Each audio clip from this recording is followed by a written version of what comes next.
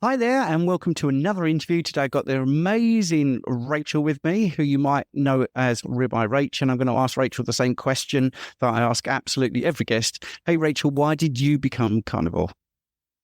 That's a great question. So I became carnivore because I was very sick. I became very sick when I was about 20 years old.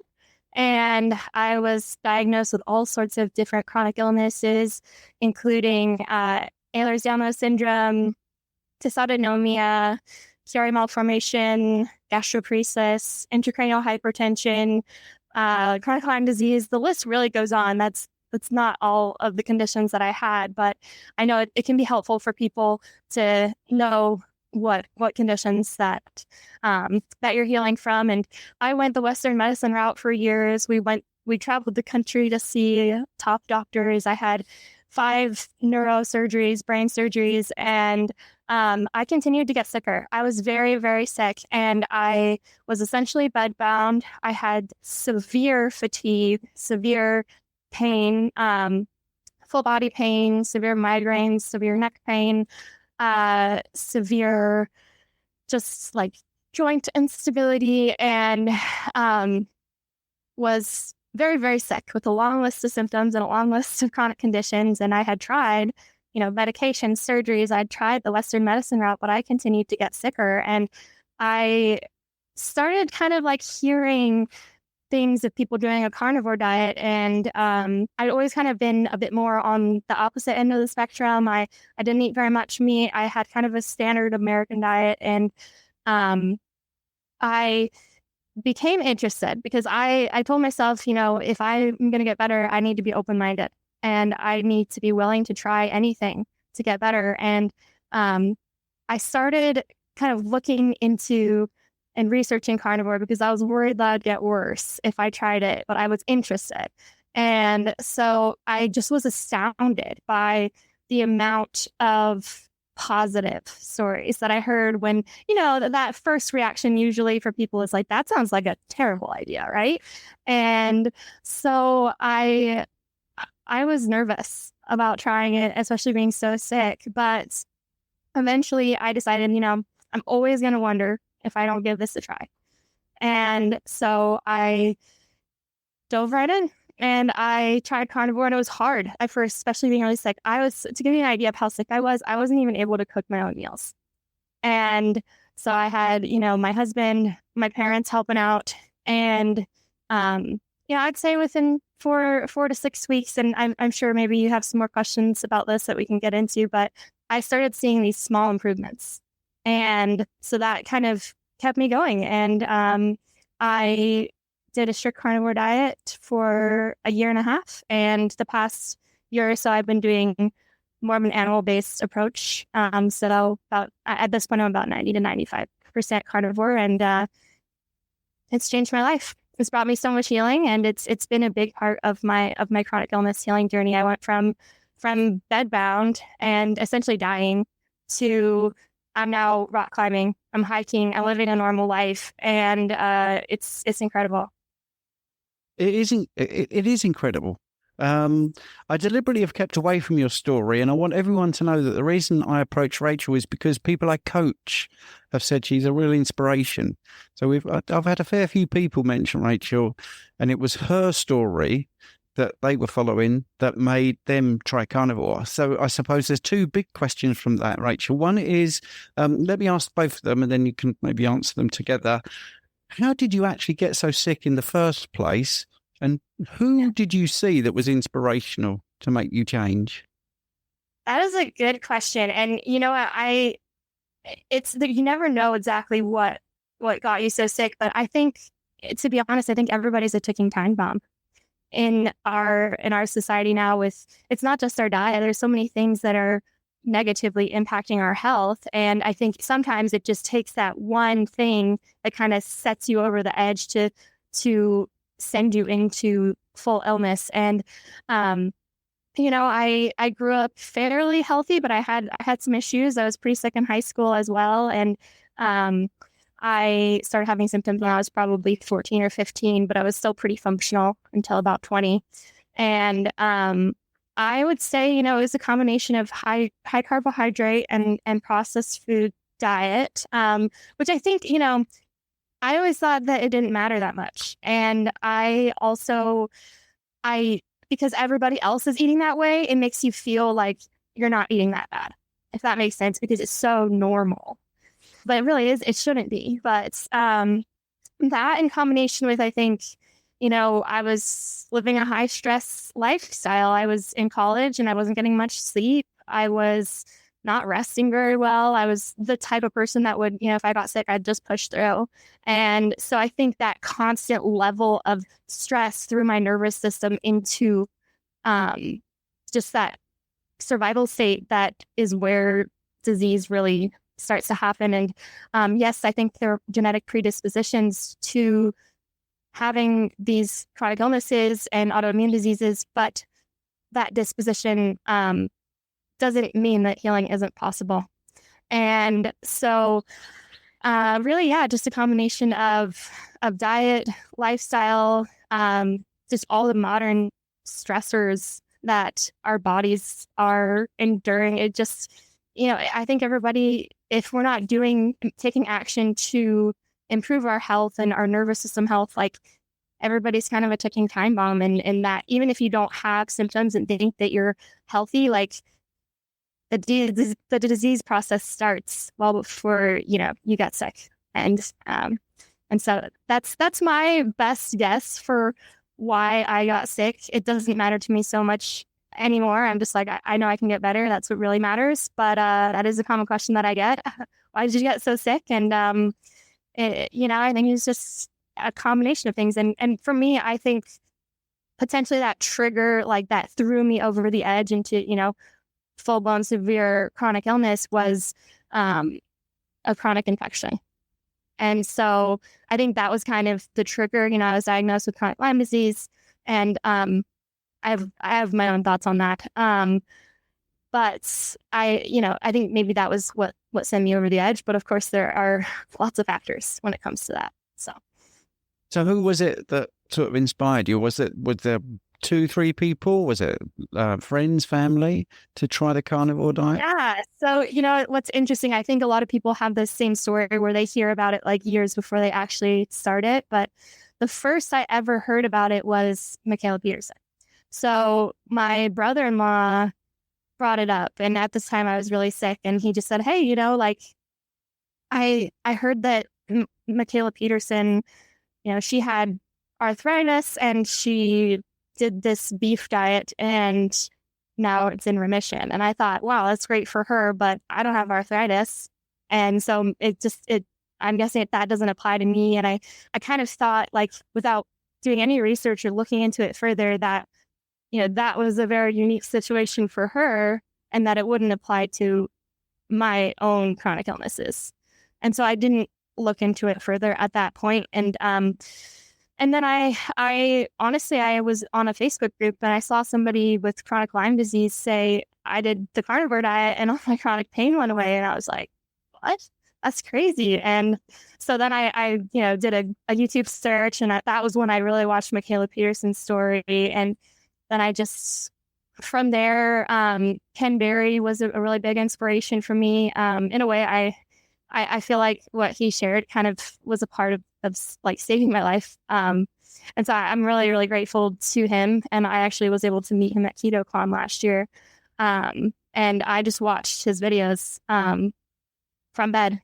And that's kind of what inspired me to start. And it was hard for me. And I'm sure some people can relate to this, but like I was severely underweight at the time. And I saw all these videos of like, I did carnivore to lose 50 pounds or whatever, which is great, but that wasn't what I was needing. And I wasn't really finding that many people with my specific chronic illnesses that had seen or had done the carnivore diet. The few that I found saw positive results, so that really helps. But one of the big reasons why I share my story is because I want to encourage people that are going through similar things and say, hey, look, like there is hope for healing and there's hope for having a better life. And so, yeah. So I can give you a tick for that because that's definitely happened. Because like I say, this isn't a humble brag. I've had about 1,000 clients since I've been coaching and about 500 since Carnivore. Probably 5% have mentioned you, which is a big chunk. I'm in the UK. So, your name kept coming up. Very similar to how when I talk to people, they mention Ken Berry and Makeda Peterson. That's why I had that wry smile, because I was thinking, wow, this sounds like a sort of Makeda Peterson type story. Now, I'm going to pick you up on one thing you said. I don't know if it was sort of rhetoric or literally true. You said you felt like you were dying. Do you really feel that you were close to dying? Yeah. So honestly, for well over a year at my worst, every single day I felt like I was having symptoms of an emergency. And, we'd go to the ER and they wouldn't be able to help me. And so it was like living in this constant state of emergency where like nobody was able to help. And it was scary. And it was, the hardest thing I've ever been through. But I was withering away, quite literally. I have gained 50 pounds since my lowest weight. And that's, I don't look like I have 50 pounds to lose. So it's, I was close to needing a feeding tube. I was barely able to eat at all. I was, I needed help. It wasn't safe for me to be alone because I was having, episodes of non-epileptic seizures. I was, it was hell. And I really honestly feel that if I continued down the Western medicine route, I don't know that I would be alive today. And that is a crazy thought. But it also makes me so grateful for what I've learned and the healing that I've seen, because it's a testament to how our bodies have an innate ability to heal. And that's one of the biggest messages that I want to share, is that our bodies were designed to heal. And it's amazing. And I've heard stories of people that were sicker than I was that are recovering. And nothing makes me happier than to hear that people are healing from severe chronic illness, because I know what it's like to be there. And it is, it's an unbearable way to live. And I just want to share that message that like there's, and hope is everything. Yeah, you're testament to that, definitely. And I have been in that situation briefly twice in my life, only for a moment, So once after exercise, where I pushed myself too hard and fainted and ended up with ambulance men round me and wrapped up in silver foil and hyperventilating and my heart going and not recovering, which was pretty scary in my 20s when I thought I knew a lot about sport. And when I was 49 and I was having a lower left quadrant pain and colonoscopy. I'd lost my mum to colon cancer very young.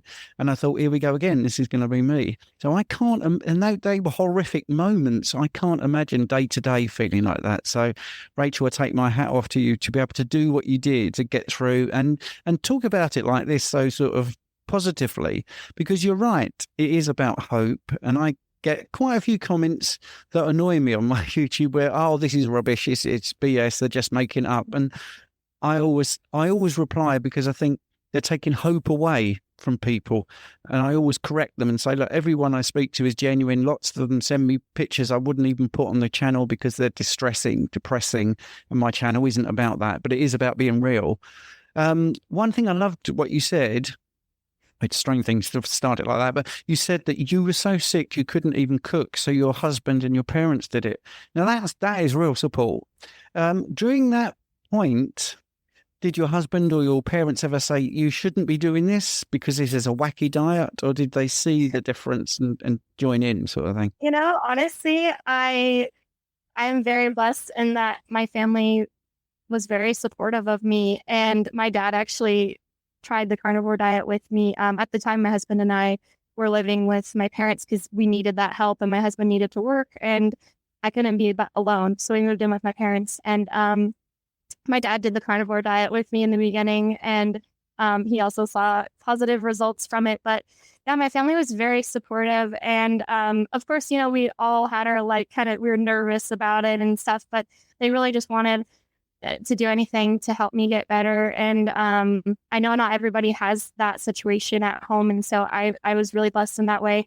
But my husband has never gone full carnivore, but he eats a lot more meat now, and he feels much better that way, much healthier. And so it's been really good. And especially as I started to get better, I think, my family and my friends, they knew that like if they came visit me, I'd be either laying on the couch or in bed, and often couldn't talk for very long. And so like seeing that real change in me really caused them to be curious about what I was doing. And honestly, people have been very receptive to it and very supportive, even if, they may not agree or think it's a good idea. Like most people in my life have been really happy for me. And so I'm grateful for that.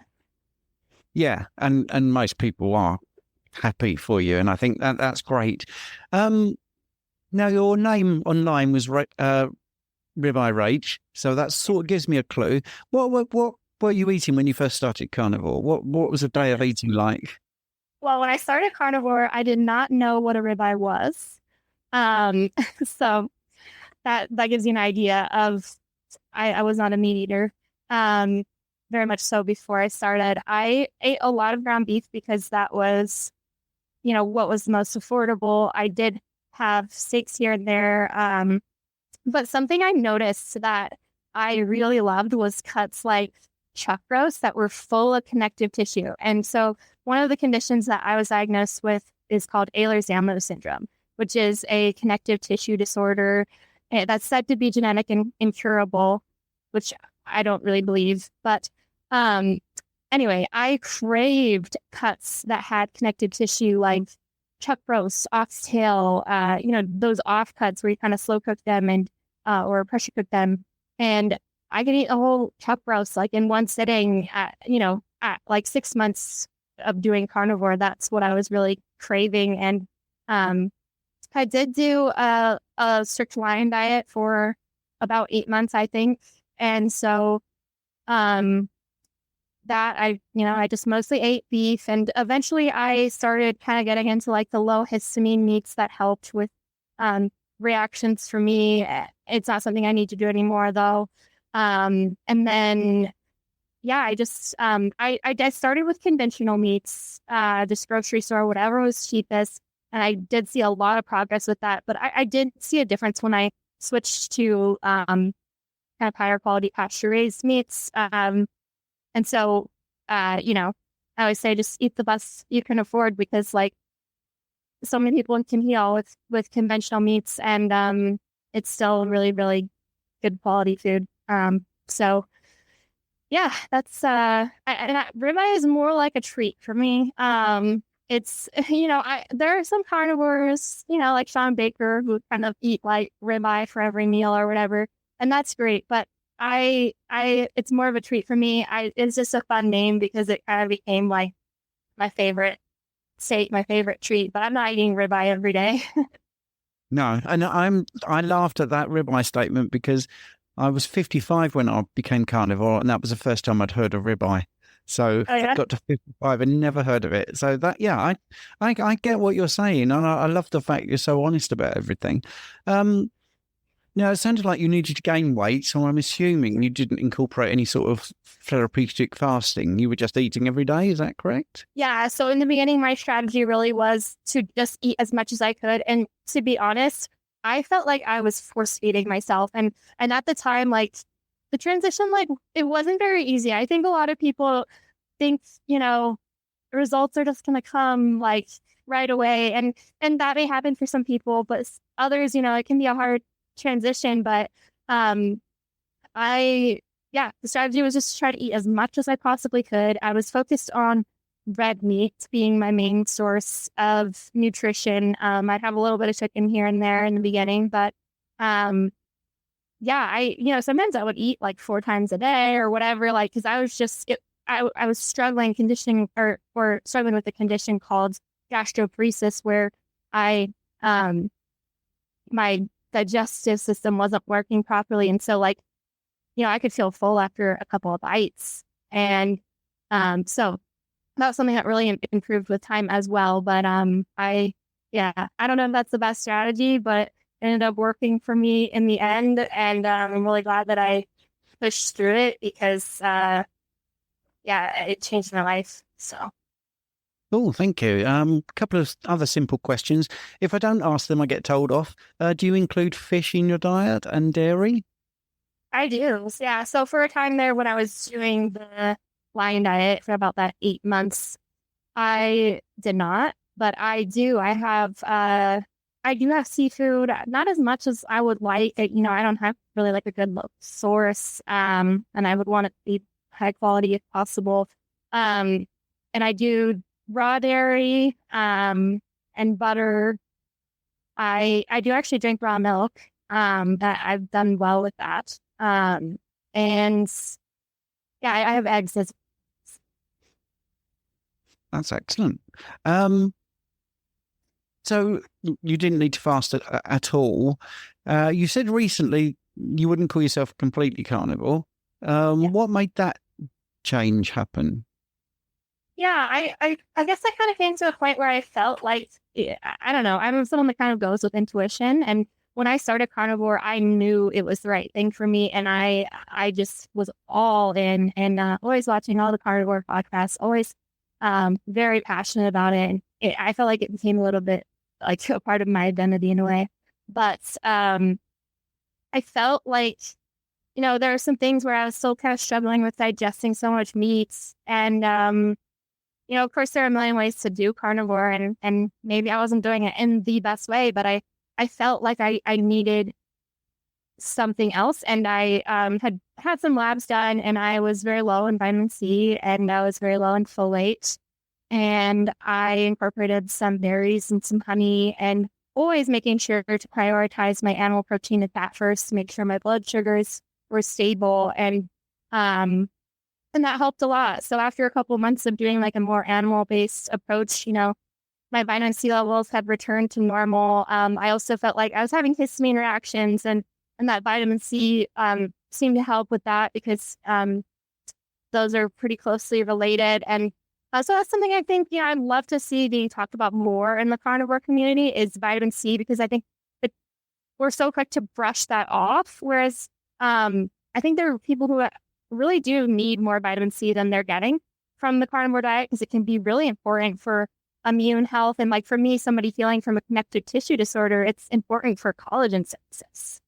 And so just like recognizing that it's okay to experiment with other things, like that for me, it was helpful. And it's kind of what I've stuck with. And will I go back to strict carnivore again one day? Maybe. I don't know. We'll see. But one thing I know is that prioritizing that animal protein and fat is where I feel best. And so, and it's been nice too. I think it's a good sign of healing to be able to try other, and it's kind of my rule is I'm willing to try it if it doesn't have refined sugars, if it doesn't have seed oils, and I try to keep things from a good source and prepared right. And so I've tried things like rice or other grains a little bit here and there. It's not something I have a lot, but I don't react to it. And so it's not all people want that or need that, but I think that it's not necessarily a good sign if you have a bite of a strawberry and all of a sudden your like joints are swelling up. I think there's, probably some nervous system healing that needs to take place if you're having a strong reaction to a whole food that isn't meat. But of course, I just want to give the best whatever diet that is. So it sounds like you really got into the nitty gritty and the physiology and the science of it, which is a real common thing, I think, within this community. And I did pick up, you mentioned that you've got Lyme disease or had chronic Lyme disease. Are you completely over that? And you also said, maybe we'll get back to that as if you've got something you want to say. So I'd be... Yeah, right. So I've got some strong opinions on Lyme disease. So I treated for Lyme disease before I started carnivore for about a year and a half. And they brought me very slow improvements, but it was a brutal treatment. Like I was getting hives all over my body every day. I was having these crazy neurological reactions. It was rough. And if I were to do it again, I would not do that treatment. And I don't think that Lyme disease treatment is necessarily the best approach to healing from chronic Lyme disease. Yes, I believe Lyme disease is real. Obviously, it's something I experienced and went through. But my personal belief on Lyme disease is that it's not really the Lyme that is what is the problem. It's your body's capacity to handle that stressor. So our bodies have an innate ability to clear infection if your nervous system is capable of handling that stressor. So that's a reason why so many people today that are completely healthy will test positive for a Lyme disease bacteria in their blood because and not be sick. And then, so it's like, well, why is this making some people really sick and others not? And my belief is that when your nervous system is dysregulated and you're stuck in a chronic survival state, your immune system is impaired. Every system of your body is impaired when your nervous system isn't functioning properly and when you're in that chronic survival state. And so my belief is that if you give the body, or if you given the right conditions, the body should be able to clear infection and clear toxins on its own, because that's what it was designed to do. And so that's something that I stopped treating for. And I think something also really worth noting is that another huge part of my healing was working on healing my nervous system. So I would say it was just as important as changing my diet, if not maybe more. And so I started with a brain retraining program where I spent an hour a day visualizing myself healthy and strong. And so I would verbally speak these visualizations where I was healthy and doing all these things that I wasn't yet able to do again. And did all sorts of things like morning sunlight, working on circadian rhythm, and, letting go of limiting beliefs. And that was so important for my healing, because I think if we're still stuck in that chronic fight or flight state, even eating the perfect diet isn't going to be enough to heal. And so I think that's kind of the missing piece for a lot of people. If a certain diet, whether it's carnivore, isn't working quite right, then I think that's a huge missing piece, because in order for our digestion to work and our body to be able to absorb those nutrients, we need to be in a predominantly parasympathetic state with our nervous system. I don't know how familiar you are with the nervous system, but that's something that I've gotten really into, and I think is very, very important for healing from chronic illness as well. And so, yeah, when I started to believe that I could recover, that was a turning point for me. And I think sometimes we get a little bit too hyper-focused on healing our health and our diet and all these things. And sometimes you kind of just gotta live your life. And there's value in that. And there's so much healing to be found in things other than diet too. So. Yeah, that's brilliant. You don't know my background. I have an honours degree in physiology and health sciences, and I specialised in the descending and ascending pathways of pain. So yeah, I definitely know what you're talking about in the neurological side of things. But one of the other things that you said, and I've rarely heard this mentioned, the other thing, I have a few strings to my bow, and I'm also as an advanced personal trainer, I train some people in the Olympics, and visualization in sport is huge, absolutely huge. And it shouldn't be underestimated that you start to think yourself better. It can help. And it's one of the things, yeah. And virtually every athlete that's successful, I think at some point will say, yeah, I did a bit of visualization, whatever that might be, visualizing myself jumping over that height or the winning line, having done that time. And I really do think putting yourself into where you're going to be definitely helps you. Because the reverse is definitely true. Because if someone's worrying and chronically stressed and always saying, oh, I'm dreading such and such, if you're a friend, you'd say you really need to just take a step back because you're talking yourself into a nightmare there. It hasn't even arrived yet. And you try to undo all that stress. And finally, that was a lovely bit there with the fight or flight. I always say to people, there's fight, flight, and freeze, actually, and that's when the anxiety kicks in, which is, a proper response, because it's saying, come on, make a decision. And if you can't make a decision, you just get more anxious. But anyway, Rachel, that was brilliant. I really, really enjoyed that. And I'm so glad you said yes to this. And I know, it's taken a while to get this together, but I hope the people that asked me to get you on are able to see this, because I think it'll make them so happy, but also new people will be so inspired. I loved what you said about the Lyme disease. I'm very interested in that. It's come up quite a few times recently, and I need to know a lot more. So maybe in 6 months we can have a catch up and you can tell me how you're getting on. So yeah, thanks for coming on. It was brilliant. Thanks so much for having me. I appreciate it.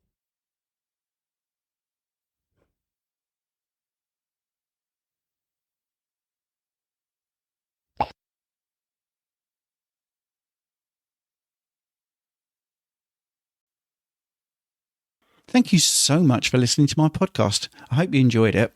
Your support means the absolute world to me. And if you're enjoying this show, I've got a small favour to ask you. I'd be incredibly grateful if you would consider becoming a supporter and make a small monthly donation. Your contribution will really help to improve the show. I'll be able to improve the software, maybe put a few more episodes out, and do many things that I'm hoping to do in the future. Do them a lot quicker. So, it's a small monthly contribution. You can cancel at any time, and the link is in the show notes. Thanks very much for listening.